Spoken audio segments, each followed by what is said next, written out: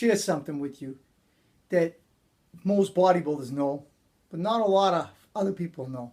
To be successful in bodybuilding, you must give yourself permission to fail, because we all do something called lifting to failure.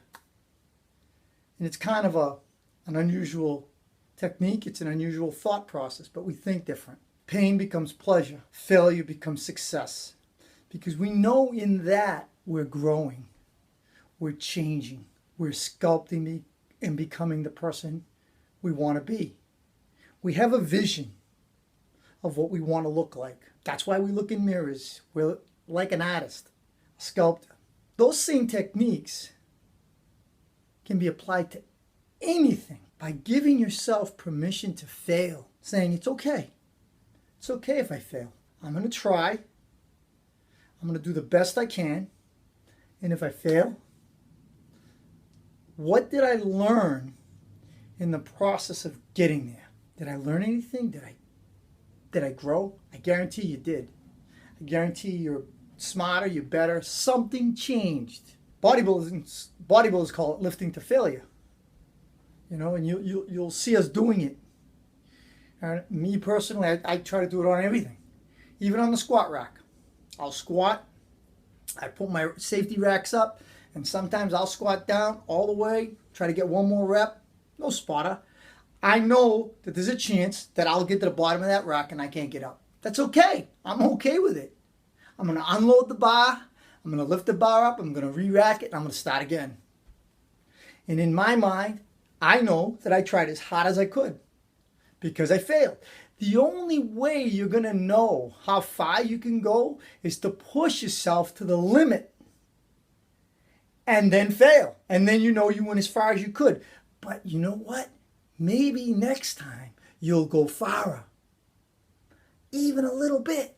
So whatever your dreams are, whatever your aspirations are, don't be afraid to fail. You want to be an actor? Take classes.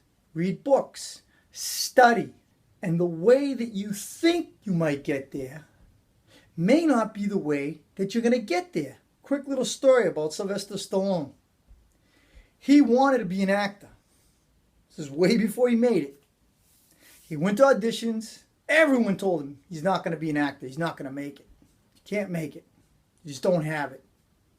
But one of the guys, and this is what I'm saying about sometimes getting one suggestion that pushes you in a direction that will change your whole life. One of the guys said to him, why don't you go and try to be a writer? Because you get a better chance of doing something like that. And you know what?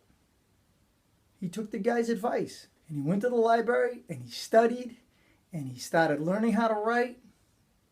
And he wrote Rocky. Got inspired.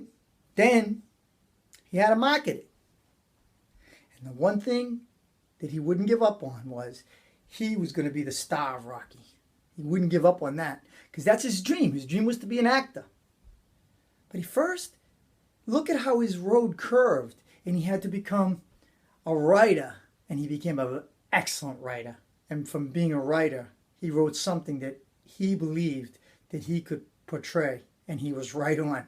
That's why it won an Academy Award for Best Picture. And the rest, as you know, is history.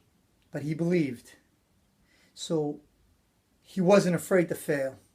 He went to those auditions. He tried to become an actor. Same thing with Arnold Schwarzenegger. Everybody told him he'd never do it. Well, at one point, he was the biggest, highest paid actor in Hollywood. And that was one of his goals. Whatever it is, and I'm just using acting as an illustration. All right, it could be bodybuilding. It could be going to be a doctor. It could be going to be a lawyer. Your dream could be to be a race car driver. No one has the right to say no to you. And if they do, then ask them, well, what else do you think that I could do? Because they might point you, just like that guy pointed Sylvester Stallone in the right direction. They might point you in another way.